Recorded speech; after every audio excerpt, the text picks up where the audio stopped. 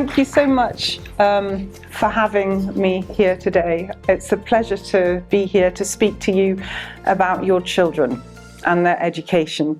And as parents, probably the most important thing that we need to do as parents is to ensure that we give our children the best possible education we can. And so today I'm going to be talking a little bit about international education, the benefits of it. I'll be talking a little bit more about the citizenship and residency programs and how powerful they can be when combined with education. And of course, I'll talk through how we work with our families, and I would welcome questions at any time. So please just let me know if you have things to say. So we are all, our team, we came about because Henley works with families from all over the world, and as soon as they have children involved in their choice of residency or citizenship programs, then the children tend to be the first priority. As parents, I have two now grown-up children, but my first priority was that I wanted my children to be happy and I wanted them in a good school. So it made sense for Henley to have its own education structure. So I head up education along with my team, and you can see we are all, if you read through this slide, I'm not going to talk through the slides, but all of us are educators. So I'm a UK qualified teacher, and I've actually been in education for over 25 years. I taught in the UK, I taught in Europe in international schools. I'm now back in the UK working for Henley & Partners and traveling all over the world. And it's lovely to be in Bangkok at the moment. But all of us have either been head teachers, admissions directors, college counsellors working in schools, special educational needs specialists, so for children who have autism or dyslexia, dyscalculia, we have experts who can help parents with this too. We are global in the way that we work, so we can help families from anywhere in the world send their children to the top education destinations, which include the US, Canada, the UK, Europe, Australia, New Zealand, the UAE, even Thailand, and Singapore. So we work all over the world, but our team are all specialists in their particular area. So you'll see Trevor, for instance, he's Canadian, he worked in Singapore for years. He works in those two areas, and that's it.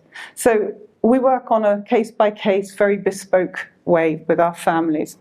And having two children who have French and British nationality, it's difficult to navigate international education. So we're here to help families.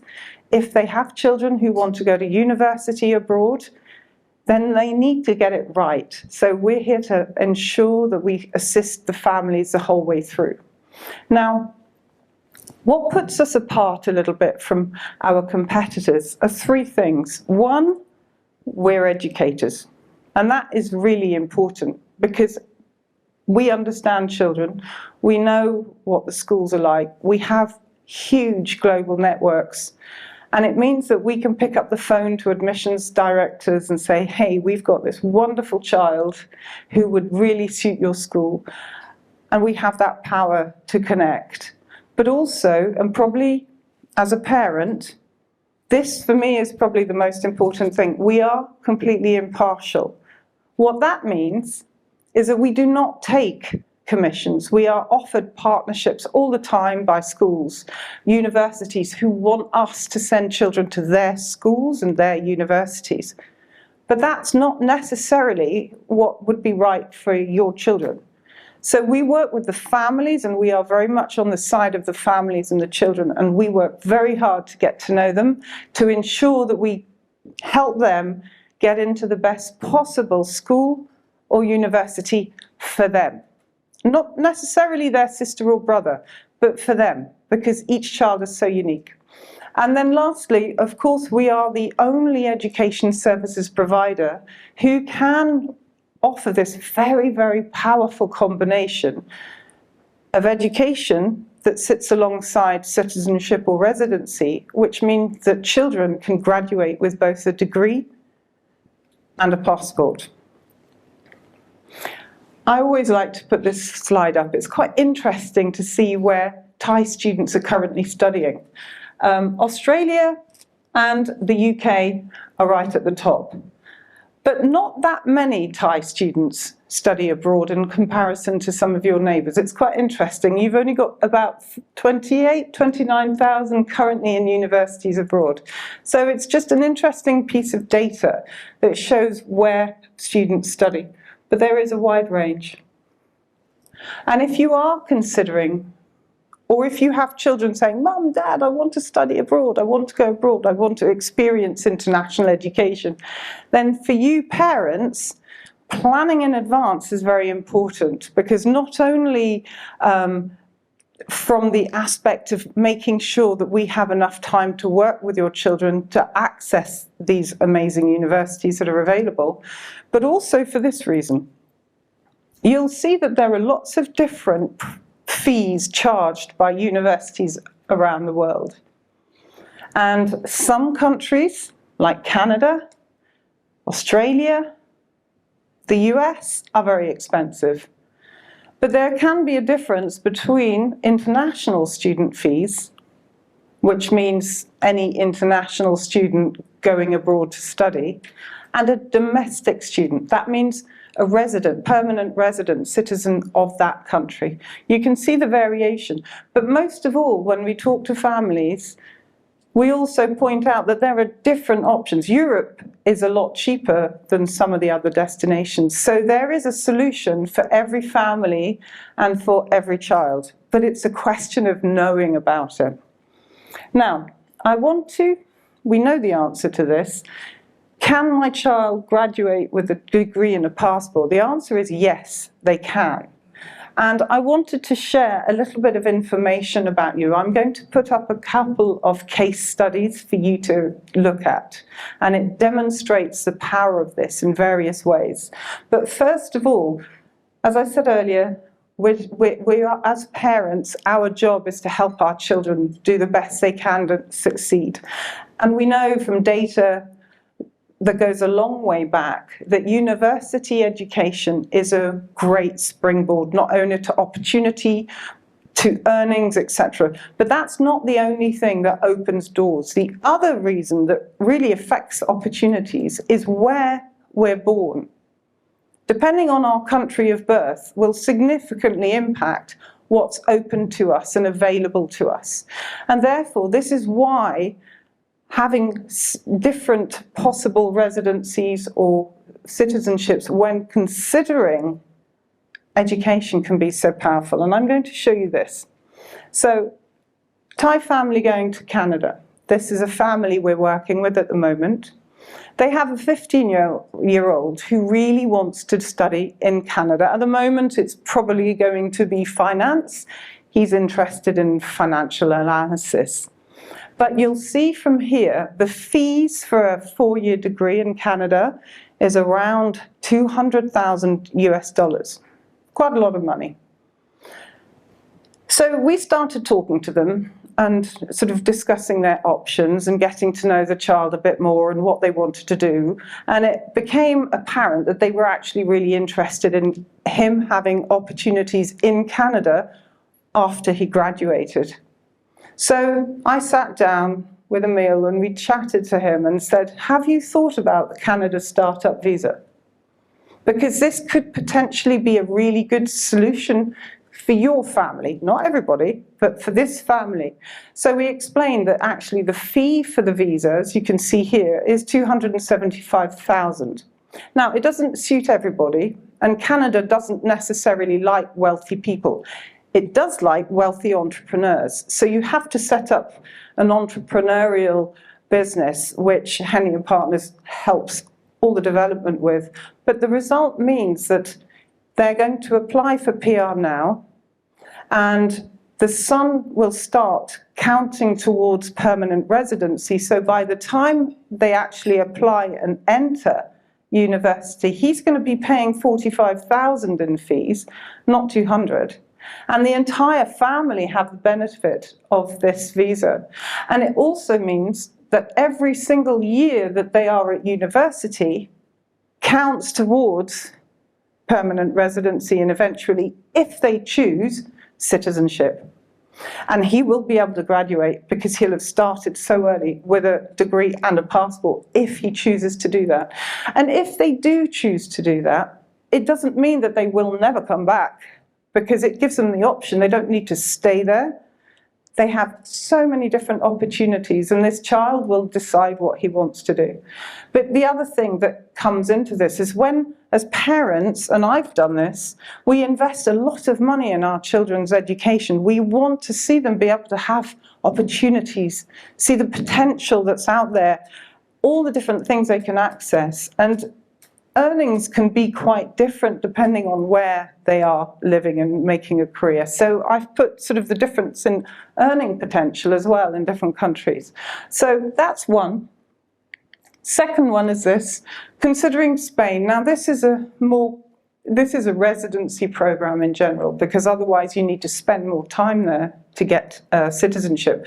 But I thought this would be quite a good little case study because, of course, the EU, it's not that simple, but you can access free education in the EU.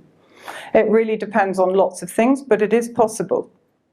It also means that if the parents and if the child goes down this residency route, they can actually decide if they wanted to move, and if the child decided to stay there, after a certain period of time, he could also apply to be a citizen of Spain and therefore the EU. And that opens the whole of the Schengen area.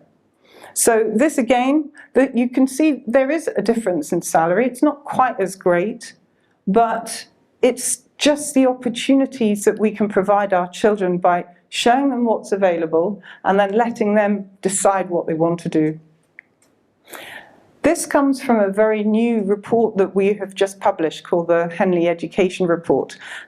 And this is an index that we have compiled with different data points that show all of our main programs, and we have also put in our main source countries. So if, for instance, you decided, I want to have a look at different programs and countries where my child may want to study, you can put in Thailand, and then you could say, well, maybe they want to go to Australia, or maybe they want to go to the UK or to England. That's the same place, the UK or Europe, etc. And you can choose different countries and have a look at the different data points. So how much could they earn? What's the education like in that country? How safe is it? What's its livability? What's the healthcare like? What access to employment will there be after they graduate? And this is a really interesting piece of data that we've put together. It's on our website, so you can play around with it. And we often do with our clients when we're showing them opportunities out there. Anyway, that's one part of what I wanted to talk to you about.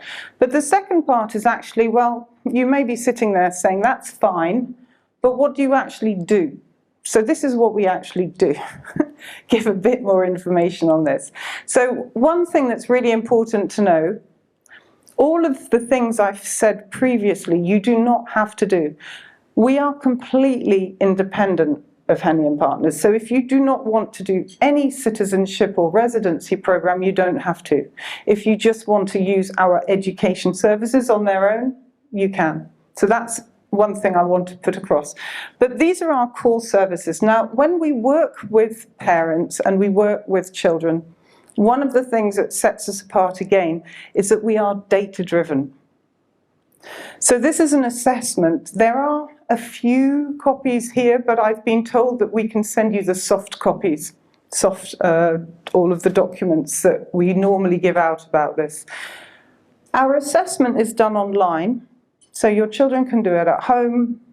It takes between an hour and a half and 2 hours, depending on the age. But what it actually does is it provides us with information about your child's academic ability at the moment of taking the assessment. It's not a test. They do not pass or fail. That's not what it's about. For us, because it is benchmarked against UK public school students, so that means the fee-paying schools, we can see how a child is doing in relation to other international students. So if you've got a child, or we're working with a child who says, Mum, Dad, Tess, I want to go and study in Oxford, or I want to go to Harvard, we'll sit down and they do this assessment that's followed up by a feedback, and it produces this report. And this is what you can receive by email if you'd like to receive it. What we do is we assess maths, English, verbal and non-verbal reasoning, and we can see from, if this works, I'm not sure if I can make the pointer work. Yes, sort of.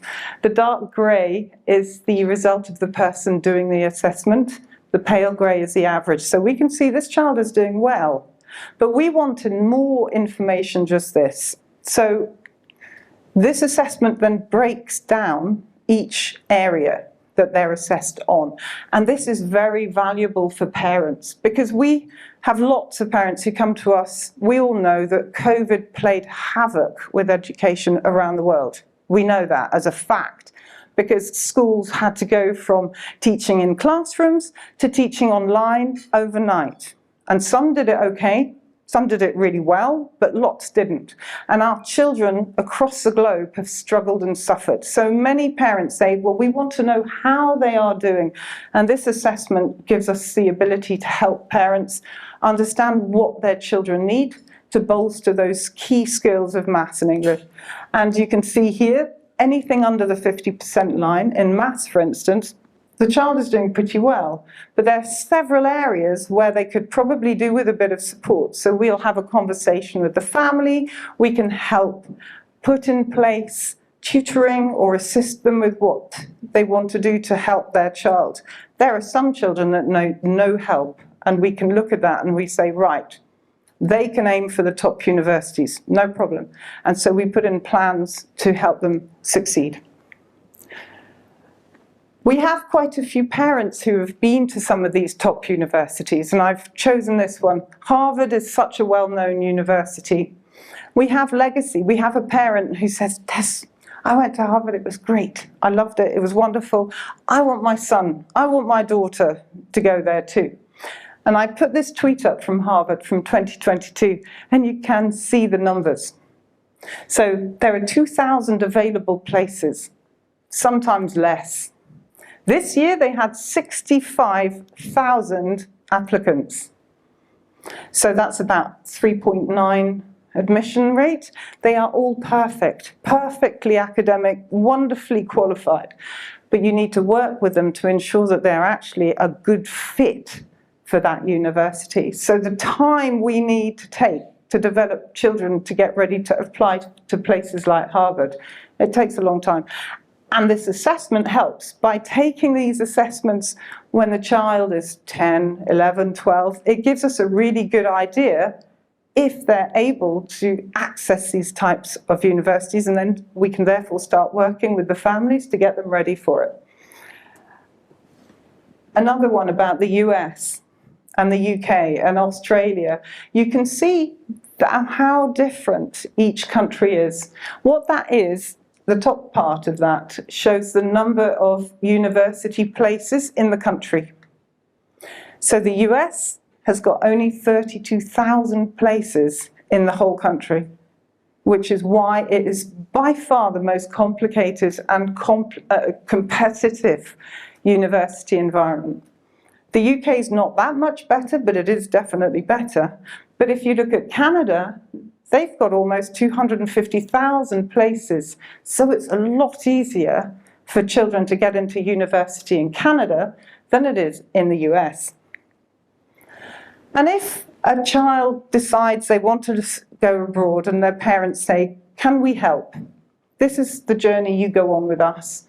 So we would start with a conversation. We'd sit down together, either online or in person if I'm here. and we'd have a conversation about your family's aspirations for your child.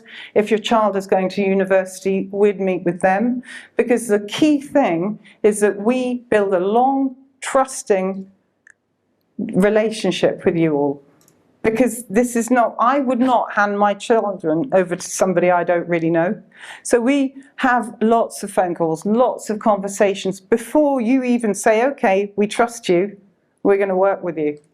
And then, assuming you do, we then will introduce you to the person in our team who would work with you. And that depends on where your child wants to study. Because as I said earlier, they are experts in their field and they do not do the whole world. So then you'd sit down with them too, with your children, and they'd get to know them even better. And we'd be asking lots of questions about their subject choices, their careers, what do they want to do, what are their interests? And we would put together lists of either schools or universities for you to consider and for the child to decide on. And then we would help you every step of the way until you've chosen the right university or school, until the applications are put in, until any assessments are done, and then we'd wait to see what happens and help you with the choices of university applications that come through. And many families come back to us and say, okay, you've done that. Throw it on the floor. I think this is a large slide, so I think this is a way of it telling me to be quiet now. Anyway, sorry. But many families come and say, well, can you help us with summer programs? Thanks, Emil. I think it is the last slide. But many programs, yeah, can you help us with summer programs? Because, of course, it's a great way for a child to decide whether or not they like a country, a university, or if the subject is a right choice. The other thing is private tours, private university tours, because it's one thing to walk around a university campus and say, oh, that looks nice. But it's very different to actually be introduced to admissions directors, to professors, to be able to sit in a lecture, to talk to the students and really get an idea of what that university is like. So we do that. And then we can help with a whole host of different things. And that list gets longer all the time because we have families that ask different questions that have different needs. So as they ask, if we can help them, we always say yes. If we can't, we try to find somebody who can. So that's basically what we do. Thank you. It was the last slide. Thank you very much.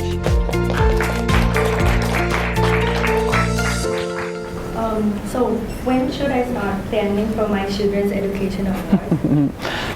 Yeah, that was it's a really important question, and I would say it depends on two things. One, if your child is wanting to go and study in the States, as you saw earlier, you saw just how competitive it is.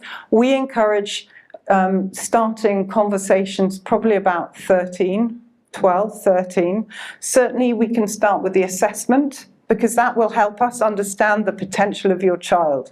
And then if there is any support needed to get academically stronger in certain areas, we can help you work with that. You know, I have a family whose child is about 4, and the mum has already said, I want my daughter to go to Harvard. And she's planning already, and she's 4. But, you know, that you can understand. I always say, let your child enjoy their childhood. But you can put in education choices from a very young age, and lots of parents do, because it's so competitive. So they will do everything they can to get their child in a position where they can have a hope of succeeding, to be one of that very small minority that gets into somewhere like Harvard. However, if you're a family who has not started planning your child's education at the age of 2 and they're now 13 or 14, that's fine too. And if they're applying to countries for universities such as Canada, a year and a half is fine. It all depends. If your child doesn't really know what they want to do, a bit confused like so many children are, they don't really know what they want to do. We also have a fabulous mentoring partner in the UK who works online with children to help them think about, well, what do I actually love? What am I good at? If I have these choices or make these choices, where will that lead me? What career options are open for me? All these sort of things that we can do, and that does take time. So planning in advance is really important. Does our service cover entering high school as well as university? The IB? Yeah. Yeah. So that's another question I get asked a lot. Which curriculum should I study? Because of course, if a child travels abroad to study at university, it's really important that the university recognise there's the qualifications. So lots of us may have children in international schools or private schools, in which case they tend to either offer the IB or the British curriculum or APs if it's more an American focused. But however, it's academic and it does not suit every child. So I think it is a case-by-case basis, but certainly it's widely accepted. How is Henley and Partners different from other companies like education services? Yeah, that's a good question because, of course, we are asked that many a time. And as I think I explained a little bit earlier, the fact that we are completely impartial, parents tend to like that. You know, I certainly would like somebody working with my children who are just thinking about them, who are concerned about them, their well-being. And I think that is the main thing. And of course, the fact that we can work across both education and the citizenship and residency programs. I think that's really important. We're not here run as a business. We're here as educators to support families. Do you work a lot with schools and universities that are not English-speaking countries? Yes. Yes, we do.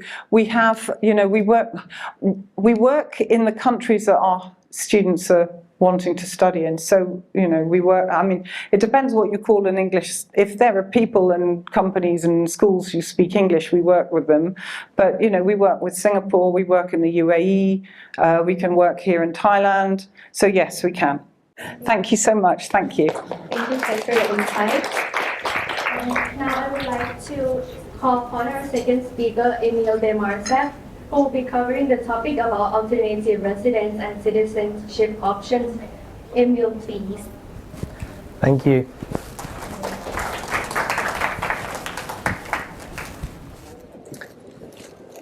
Hello everyone, my name's Emil. I'm an Associate Director at Henley & Partners, based here in our office in Attorney Tower, here in Bangkok. So very lucky to be based in Thailand. And I'd like to give some more information to you about Henley & Partners and the residence and citizenship programs that we can assist with around the world. I'd like to just start off by introducing our business. We have 45 offices around the world. The headquarters is in Switzerland. We have offices throughout Asia, so in Hong Kong, Singapore, Kuala Lumpur, Manila, and elsewhere. We pioneered the industry back in the 1990s, where the first citizenship programs opened up. We can help with over 35 different residence and citizenship options around the world, so spanning all of the continents.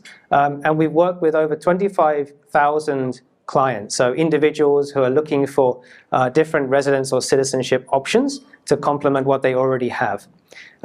We have worked with over 15 different governments, assisting with the design and implementation of their residence and citizenship by investment programs. And in terms of foreign direct investment raised through these programs, the total stands at around 12 billion USD in terms of the amount of funds that have been generated for the governments that operate these programs.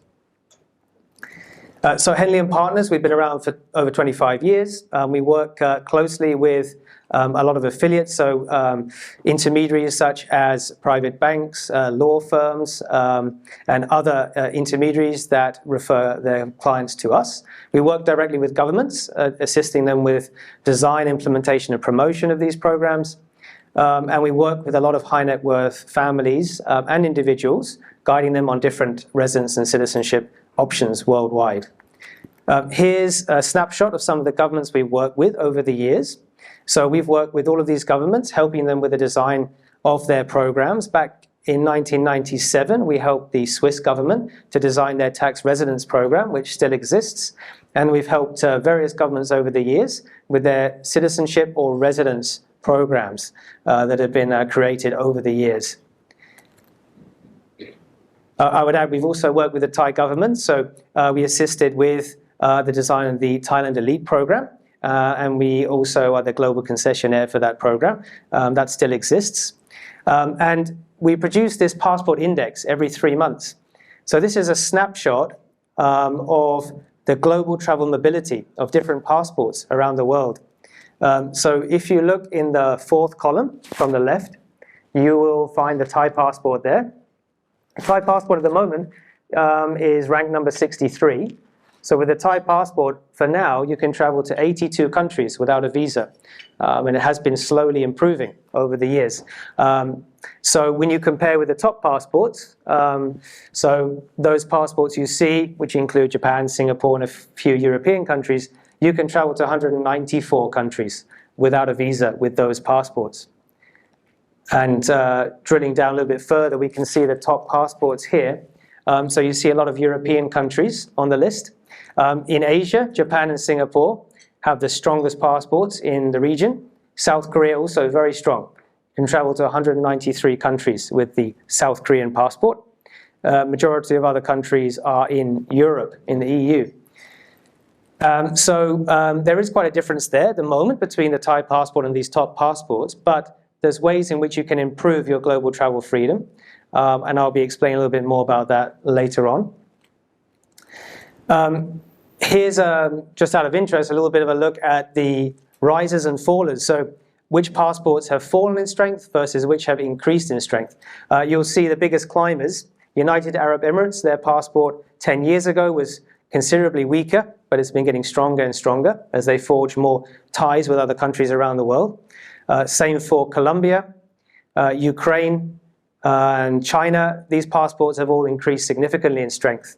On the other end of the scale, the passports of Venezuela and Nigeria and Yemen, Turkey, have all fallen quite significantly in the last 10 years. So this is just an interesting snapshot of trends that we see in terms of the strength of different passports.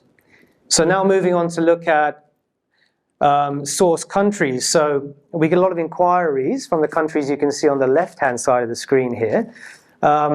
That might partly be because these individuals are looking for residence options, for example, in the case of Singapore, because you're not allowed to hold another citizenship, or it could be because some of these individuals are looking for another citizenship that might be stronger.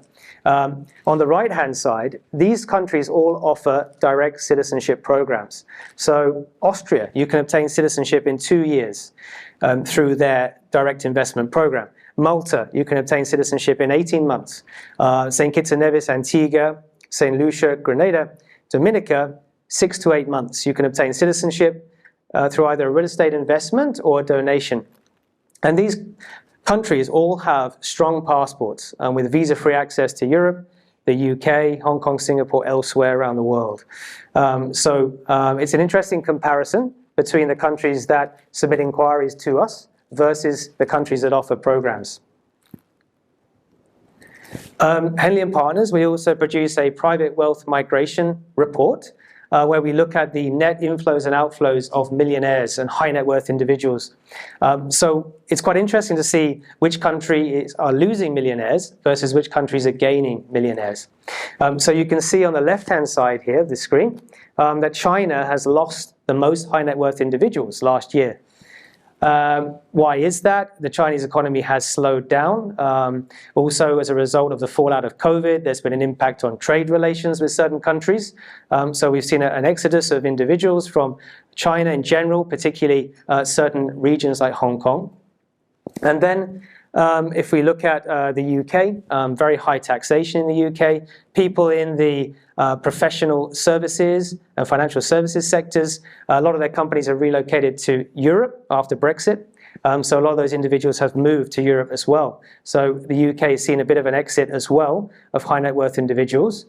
And then on the inbound side, Australia is at the top. Why is this? Well, they have a low population density. So 3 people per square kilometre. So it's not crowded like Singapore or Hong Kong. Secondly, Australia has a very high standard of living. So it has excellent healthcare systems that high net worth individuals can join quite easily by paying onto the system. Also excellent education, ranked very highly around the world.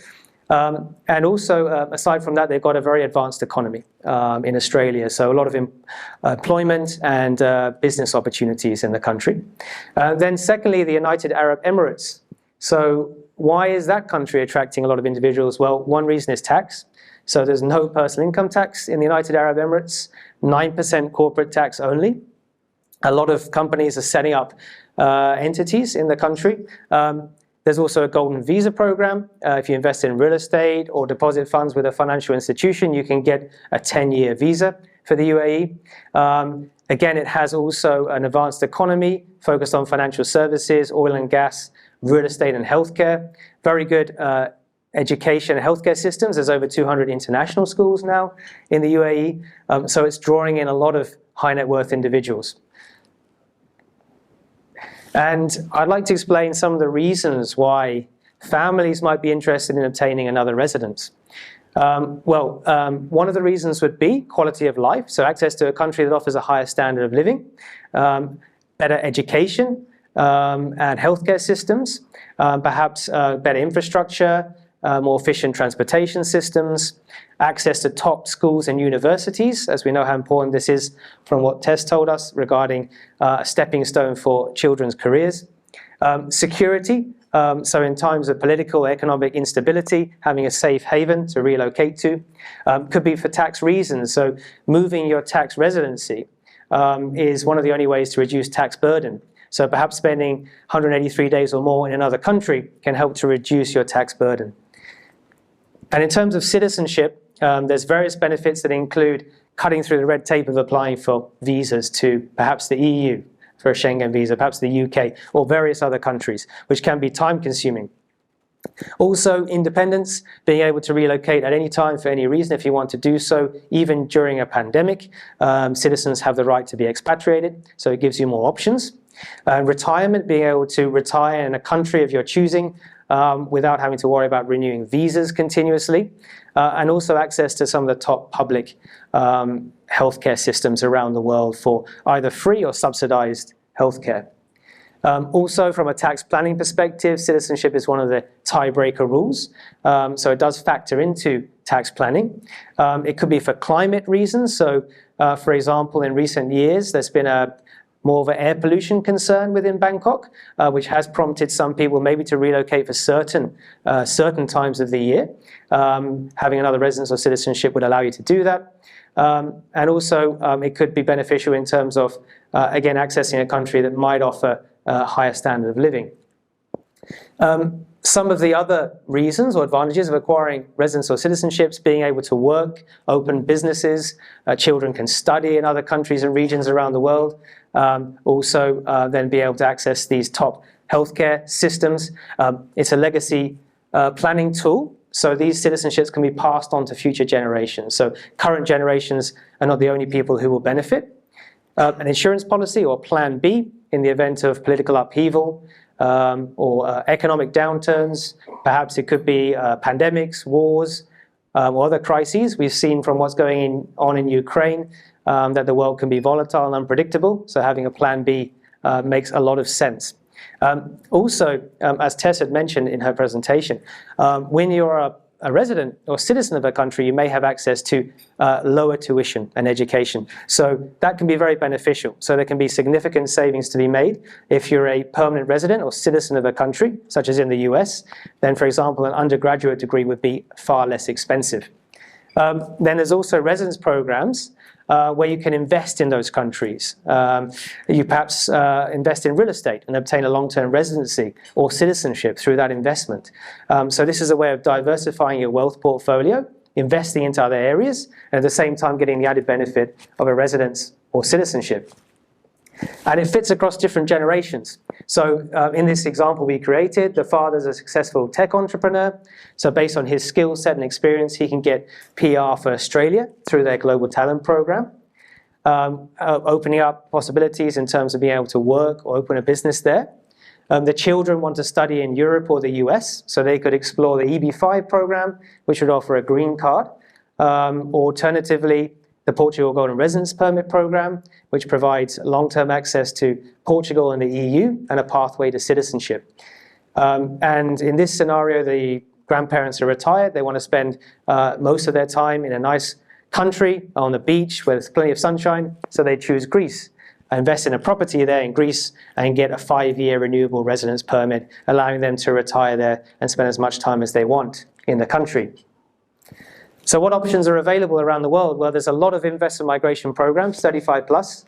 So we'll break it down by region so you can see what the options are. Firstly, Europe. So citizenship in Europe. There's two main options here. One is Austria, one is Malta. Austria is the most expensive. It's a bit like the Rolls-Royce of our industry. It's the best citizenship available, but it is expensive.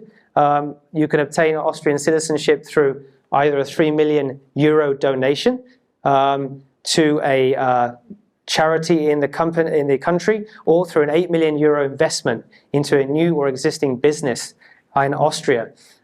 It would take up to 24 months, 2 years to get the citizenship. But Henley & Partners has an exclusive service where we can assist you by lobbying and petitioning for this citizenship direct to the government of Austria through one of these investment options or through the donation option. Then there's Malta. Tends to be a bit more of a popular option in Europe because it is less expensive. The cost starts at €600,000 as a donation to the government of Malta. Malta is a European Union member country, so when you have citizenship, you can live, work, or study anywhere in Europe permanently. It passes on to future generations. You can include your parents and children and a spouse in the application as well. The Malta passport has visa-free access to the US, Canada, UK, obviously the Schengen area, Hong Kong, Singapore, and many other countries. So it's in the top 5 in terms of passports around the world.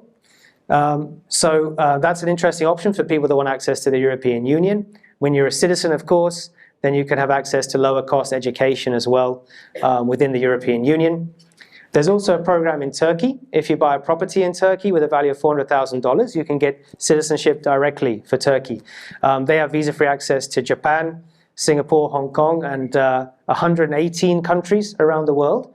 So it's an interesting option. If you're looking at perhaps investing into real estate in a booming market, you get the added benefit of another citizenship alongside that real estate investment. You have to hold the property for 3 years before you can sell it to maintain citizenship, but citizenship would be lifetime and passed on to future generations. Then in Europe, there's a lot of residence options available. So one of the more popular options is Portugal. Through either a donation of €250,000 or an investment of €500,000 into a approved fund in Portugal, you can obtain a 5-year residence permit. If you spend 7 days a year in Portugal during these 5 years, you can apply for citizenship. So this is a great option for families who they want to invest into Europe, into Portugal. They are looking at the long-term plan of obtaining citizenship for the EU. This is a really good option. Just 7 days a year in Portugal across 5 years. And then through that investment, you could become a citizen of the European Union.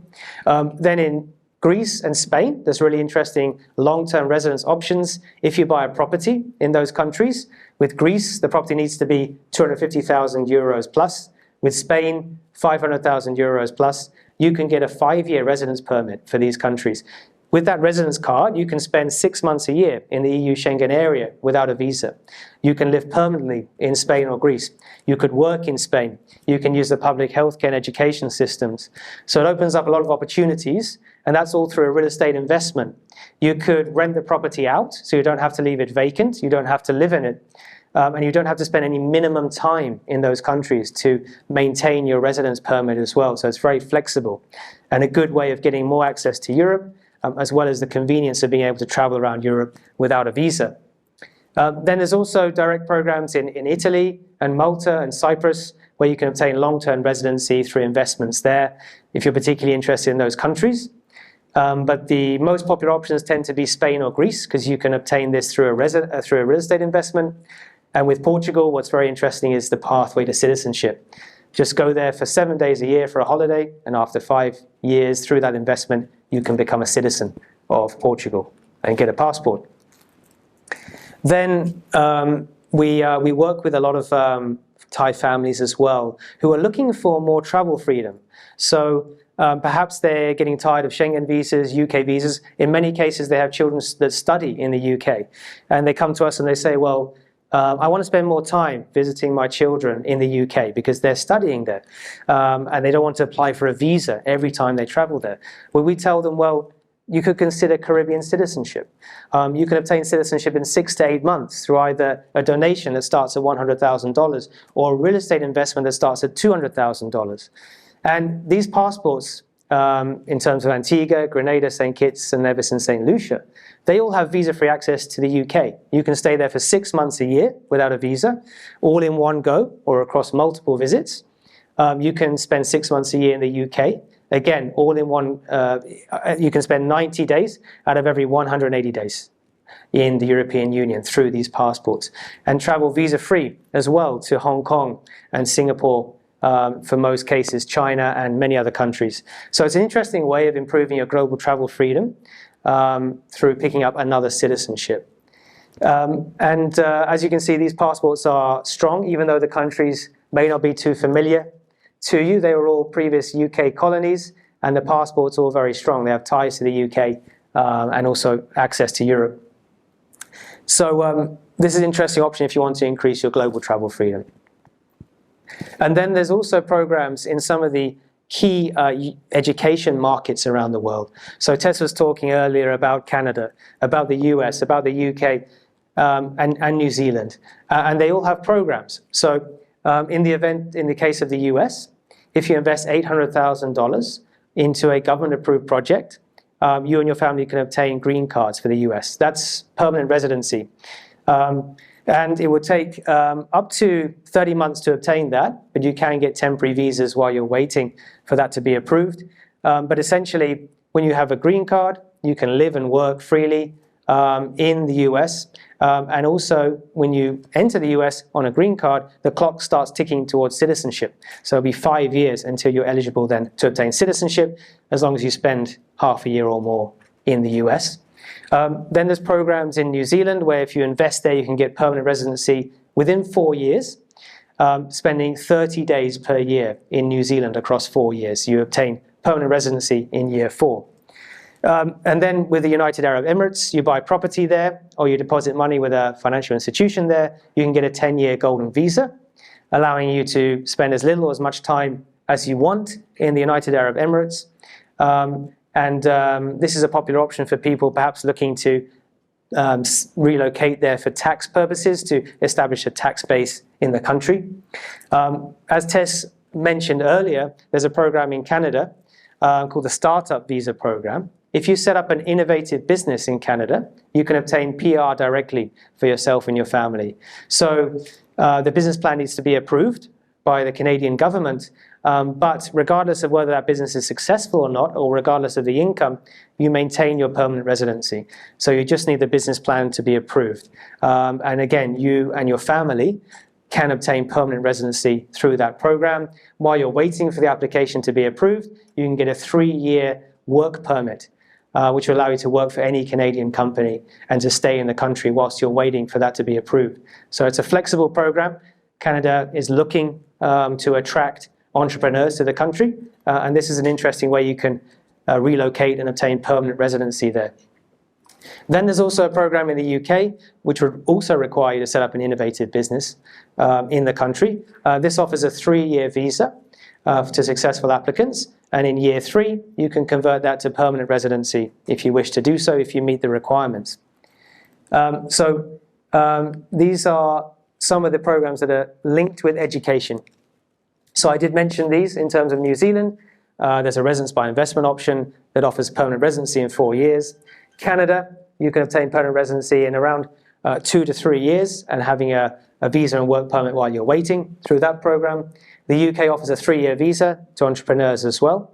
And then the US offers a direct green card program. One thing to consider with the US is that when you hold a green card, you are subject to global tax. So a lot of our clients like to sponsor their children. So they don't obtain the green cards themselves, but they get the green card for their children rather than opening themselves up to global tax. So this is an option. If you want to sponsor a child for this program to get a green card, you can do so. And then there's golden visa programs I mentioned in Europe, providing long-term access to Europe. And then in the case of Portugal, you can obtain citizenship in around 5 to 7 years. Just to give you a couple of examples, in terms of Thai families we work with a lot of Thai families on the Portugal program, and the reason is the pathway to citizenship. So you invest into the country, 500,000 euros. That could be into one of a number of different funds. The funds might be focused on agriculture, they might be focused on hospitality, they could be focused on AI and technology. You can pick which fund you want to invest into. You maintain your fund units for 5 years, you don't sell them. You get obviously the benefit of any capital gains, any interest that may be offered from the funds. And then in year 5, providing you spent 7 days a year in Portugal during 5 years, you can then apply for citizenship. So this is a really interesting program because when you have Portuguese citizenship, you have full access to the European Union. You're a citizen. It means you can live, work or study, open businesses anywhere in Europe. So this is popular with Thai families. For global travel freedom, we work with a lot of families for the Caribbean citizenship programs.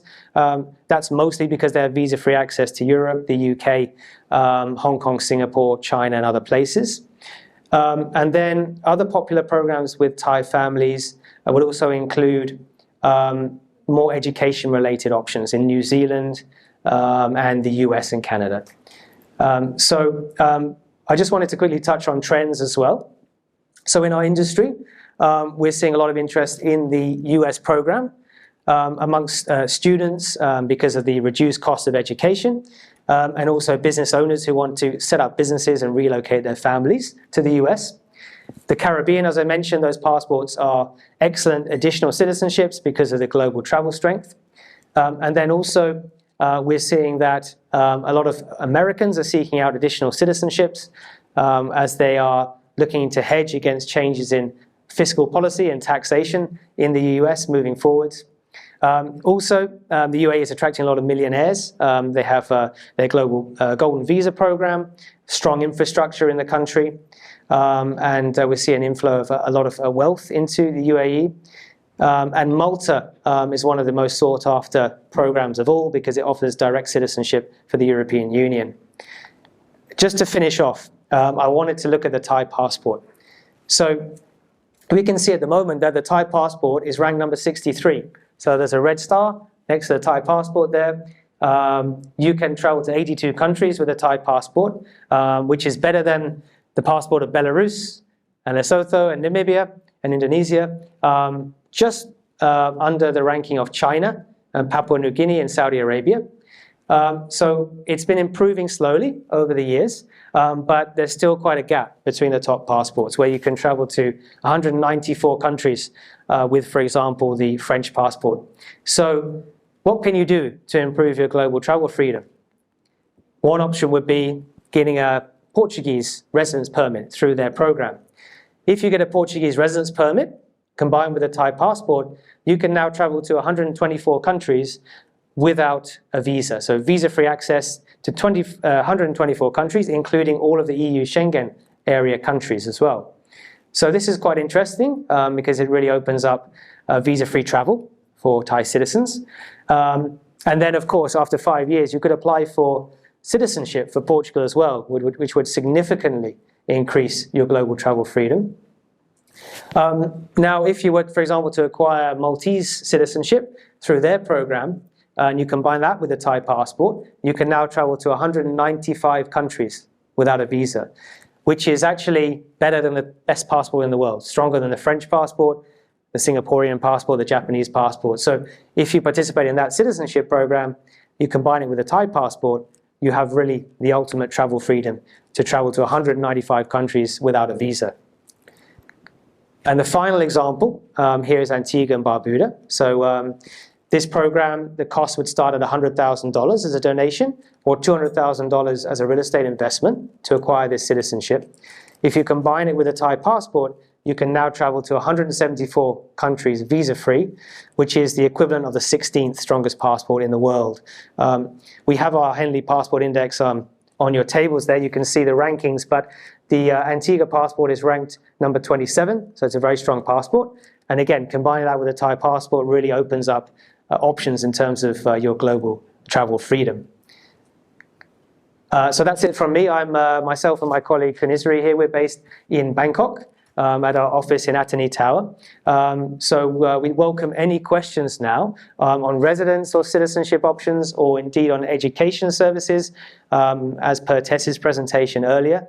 If you have any questions whatsoever for either of us, please don't hesitate to ask now, because we'll have a question and answer session.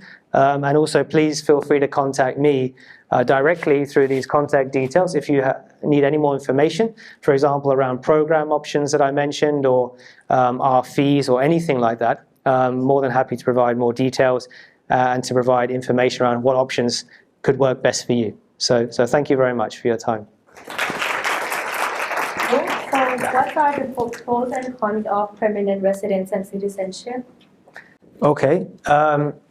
So for permanent residence, essentially that means that you will have the ability to live in that country, and the ability typically to work in that country, to study there, open a business there, so full freedom in that country. If it's a member of the European Union, you can also spend 90 days out of every 180 days in the European Union, in any EU Schengen area country as well. There can be some conditions for PR. So, for example, there's certain European countries where if you don't visit the country for a certain period of time, the permanent residency can be revoked. If you don't, for example, in certain European countries, if you don't visit the country once within every 2 years, that permanent residency can be taken away. So there are still some conditions attached to permanent residency. For example, in Canada, in order to maintain your permanent residency, you need to spend on average 2 out of every 5 years in Canada to keep that permanent residency alive, because they want to see that you have an attachment to the country, that you spend significant time in that country. Whereas when it comes to citizenship, this is a lifetime citizenship. It affords you protection from the state, meaning that when you travel, you can seek consular assistance from an embassy or consulate. You have a passport, which is a travel document, allowing you to travel globally around the world. It's a lifetime commitment, and it can pass on to future generations, which obviously then can benefit your family members moving forwards in the future. Citizenship does open up more entitlements, but PR itself can offer you a lot of benefits in that particular country, including often the ability to work there, to utilize the public healthcare and education systems. But when you have citizenship, you can also vote in elections. Obviously, that's for your entire lifetime. It doesn't matter how long or how little you spend in that country. So it offers more flexibility. The second question. Yeah. How stable are these programs in different countries mentioned? Could changes to policy affect the applications process once the investment commitments are initiated? Yeah, that's a good question. So for these programs, we do occasionally see changes. So last year, the Portugal program, they did change the requirements. They removed a real estate investment option, and they did increase the investment amount slightly. So it can change from time to time. However, once an application is submitted, it's locked in the system, and even if the program requirements change, it will not affect your application if it's been submitted. So essentially, if the application is lodged, then you can be rest assured that it will be processed according to the conditions that were valid on the moment when you applied for the program. So what we do is encourage people to apply sooner rather than later. When they do apply, the conditions at the moment when they apply will remain valid and need to be honored. And that's a legal obligation that's in place for these countries. So one thing to note is programs can change. The Caribbean citizenship programs that I highlighted, 4 of those 5 countries will increase the investment requirements from around July of this year. So requirements for programs can change, but what we don't expect that these programs to close anytime soon, but requirements can change But once you've applied and submitted an application to a government, then those conditions are locked in. And regardless of any changes after that, it won't affect your application. Thank you. What's the next question? What's the implication on income tax on changing residence and citizenship program? How high is the personal tax for Portugal and Canada? So essentially, the impact on tax would be if you spend 183 days or more in another country, usually you become a tax resident of that country. And there can be exceptions, but generally that's how it works. So, for example, we do have clients who are subject to significant tax here in Thailand. In some occasions, they look to switch their tax residency to the United Arab Emirates, for example, which has 0% personal income tax. If you want to do that, you can do so, but you need to spend at least 183 days a year residing in the United Arab Emirates. So you need to be prepared to do that in order to move your tax base. In terms of tax in Portugal and Canada, the tax ranges up to around about 37% personal income tax. It's a sliding scale. Portugal also goes up to around about 35-37% as well. It does depend on your earnings, so it depends on your level of income. If it's a small level of income, then obviously it would fit into a lower tier, a lower bracket, but it can go up towards the 40% mark. I would say that in terms of Portugal and Canada, they're not particularly low taxation countries. Taxation is fairly significant in those countries. However, obviously they offer a very high standard of living and they do have other benefits. But for tax reasons, personal income tax rates are not particularly low in Canada or Portugal. Please elaborate more about global tax program and its complication to parents and children. Sure. So I think when it comes to global tax, so I mentioned the key thing to know would be that you typically need to spend over half a year living in a country to become a tax resident. When it comes to children, it depends on their situation. So, for example, if the child is a student, the child obviously wouldn't be subject to any tax. They have no income. They're not generating any revenue, any income globally, so obviously no tax implications. When the child starts working, then there would be tax implications. So, for example, if a child obtains a green card for the US, when that child starts working in any country around the world, he or she would be subject to US taxes because US is one of only 2 countries that has global taxation policy. So there's the US and another country called Eritrea in Africa, which has a global taxation policy, meaning they will tax you on revenue, on earnings anywhere in the world. So that's a consideration if you're looking at a US green card. Whereas when it comes to other countries, so for example, if you hold a Portuguese citizenship or perhaps a Malta citizenship, if you don't have any revenue that you're generating in that country, then you're not going to be subject to tax elsewhere unless you spend more than 6 months a year living in that country. So to clarify that, if, for example, you obtain a Maltese citizenship through the program and you spend 9 months a year in Thailand, 3 months a year in Malta, then you will not incur any tax in Malta, except if you have an investment there, such as you buy a property and you rent it out and you have an income from that property. But otherwise, if you don't have income in Malta, you will not be subject to tax anywhere else in the world. However, if you spend more than 6 months a year living in Malta, then at that point, the Maltese government could look at your worldwide earnings. And you could be subject to certain taxes. So the general rule is typically 183 days when it comes to, therefore, becoming a tax resident of a country. Does American citizens need to declare their incomes earned abroad? How does it work and what's the rate? Yes. So I'm not exactly an expert on this topic, so perhaps speaking with a tax advisor would be recommended. But when it comes to the US, if you're a citizen or a green card holder, I am aware that you do need to submit tax on worldwide income. So you do need to declare what you're earning wherever that is, or your income sources wherever they are around the world. However, there are certain thresholds. So for example, there's double taxation treaties in certain countries, meaning that a certain amount of your earnings will be tax-free, and then you will be taxed on anything you earn over that amount. So the exact amounts I'm not certain of. It would be recommended to speak to a tax advisor, but when you do hold a green card or a US citizenship, you are subject to global tax, so it's something to bear in mind and important to seek professional tax advice on that point. Can Thai citizens hold two passports? Does they need to give up the Thai passport in order to get a new one? Yeah, that's a good question. According to the Constitution and the law here in Thailand, citizens are allowed to have one passport. So then, according to the law, they're not allowed to have more than one passport. So that's something we always point out.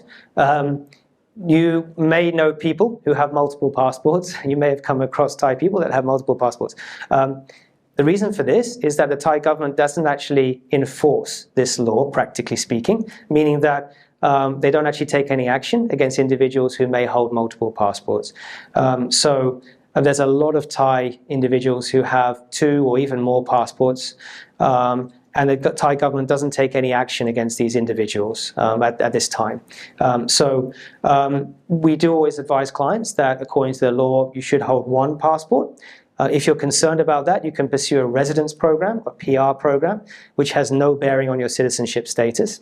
However, the reality is that there are a lot of Thai individuals who have multiple passports, and the Thai government doesn't actually take any action or doesn't enforce this regulation at this time, and we don't expect that to change, but according to the law, it's one citizenship. Which country would you recommend for the least amount of investment that can be obtained the fastest as well? For a residence or citizenship, or generally, is it? Generally.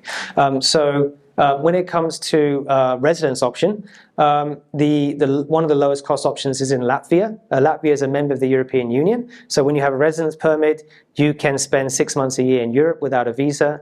You can also reside permanently in Latvia if you wish. Latvia is in Eastern Europe, so you can obtain a 5-year residence permit through a €50,000 investment into a Latvian business. So this is one of the lowest cost options in Europe, for example. When it comes to citizenship, one of the more low-cost options would be the Caribbean programs. So donation, for example, in Antigua and Barbuda, or Grenada. In Antigua, it starts at $100,000, meaning you can obtain citizenship as an individual. If you donate $100,000 to the government, it would take around 6 to 8 months. Or you could invest in real estate, which starts at $200,000 in those Caribbean countries. Those are some of the lower cost programs for citizenship. Some of the more sought-after programs with stronger passports are a lot more costly. So Austria and Malta, very expensive, but these are European citizenship, so they're very strong passports. But we tend to get a lot of interest in the Caribbean options because they're strong passports, allowing you to travel visa-free to UK and Europe, and they're lower cost, a lot less expensive than Malta or Austria. So those are some of the more affordable options. I would mention that Canada is interesting. Why? Because you only need to set up a business there with a business plan approved by the government, and you can obtain permanent residency. Even if that business is not successful, even if that business does not generate income, you can still maintain your permanent residency through that program.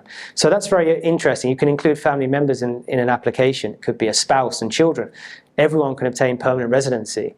And what you need to do is get a business plan approved by the government. The business should be innovative in nature, maybe something new to the economy, but there are business incubator programs that can guide you on suitable business concepts and ideas, help you with marketing support, help you to find investors, help you to launch the business. And of course, ideally, the business will be successful and then generate an income for you and your family to then set up a life in Canada. So that's another interesting option as well, which is less costly.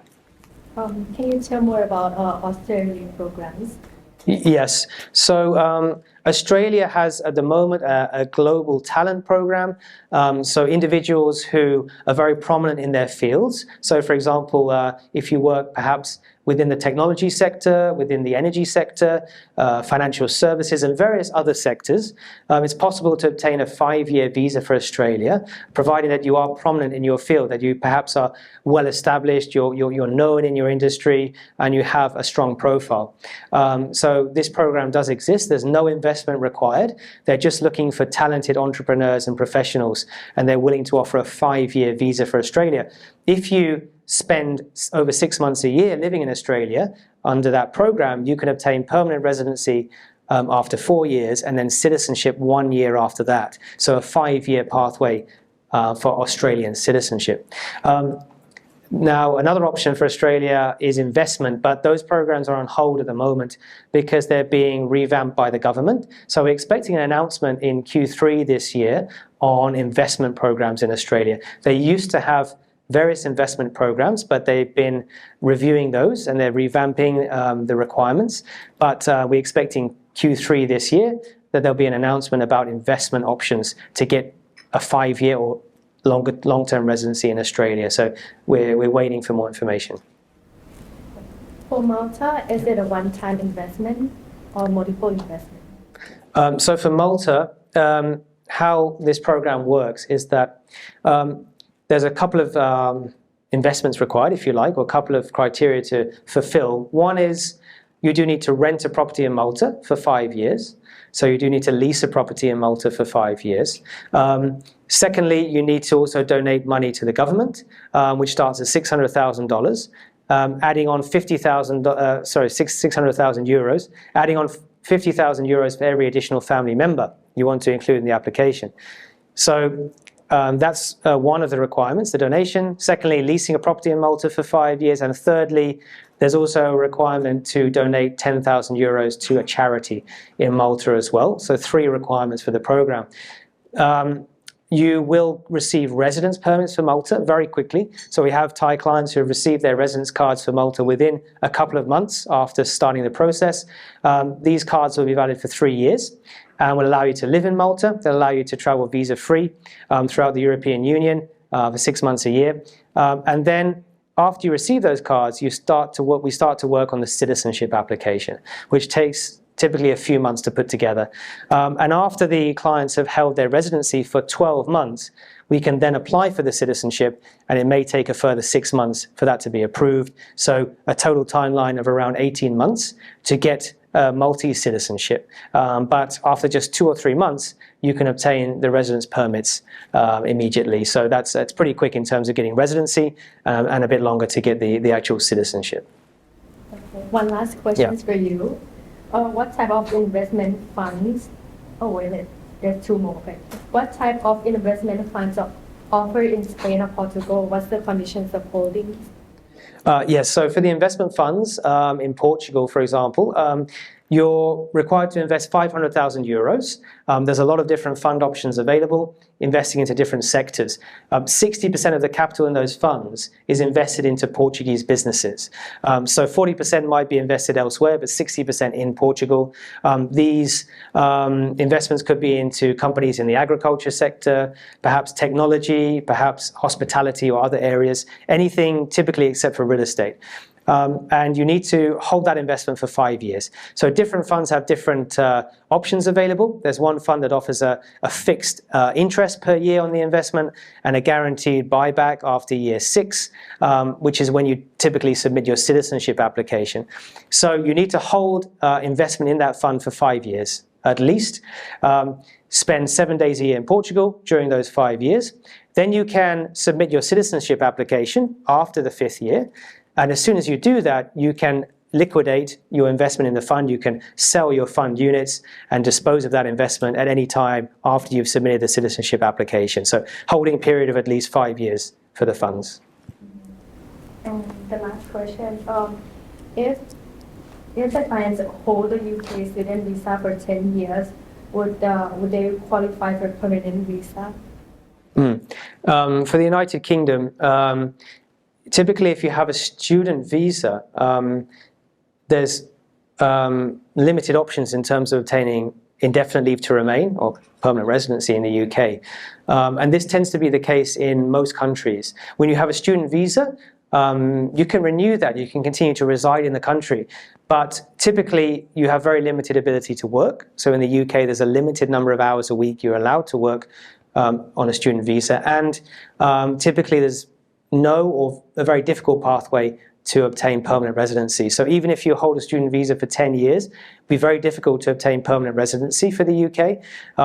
If, for example, you participate in their Innovator Founder program by setting up a business in the UK, you have roughly a 3-year pathway to permanent residency in the UK. But through a student visa, even after 10 years, it would be very difficult still to obtain permanent residency. If you work in the UK, so for example, if the child studies there for some years, they graduate, they're able to get sponsored for employment in the UK and they work there, then you can start working towards your permanent residency as soon as you get employment. But through just studying, there's very limited options in terms of getting permanent residency. Typically, we suggest, obviously, the child graduates and hopefully gets employed. But another route would be setting up a business, an innovative business in the UK, which would offer a 3-year visa for the child to work in that business and work in other companies in the UK. And then after the 3rd year, providing the requirements are fulfilled, the child could then get permanent residency for the UK at that point. What is the cost of the consultations for residence and citizenship? Yes, so Henley and Partners, we don't charge any fees for consultations. So if you need any information, we're more than happy to meet you at our office in Attorney Tower or to arrange a call, a Zoom call, or anything that you might prefer. Myself and Israel, we're here in Bangkok. We're more than happy to meet any of you at our office or somewhere convenient to you in Bangkok. And we don't charge any fee for consultations. And then perhaps I'll let Tess answer that question maybe separately as well, but on the education side. But we're more than happy to assist with information, answer any questions, advise on options that are available in terms of residence and citizenship.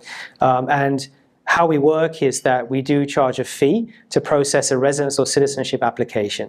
So we have 45 offices globally. We have offices in all the countries where these programs are available. So we have dedicated teams on the ground in all those countries that can help with the application process. We have Thai relationship managers here in Bangkok.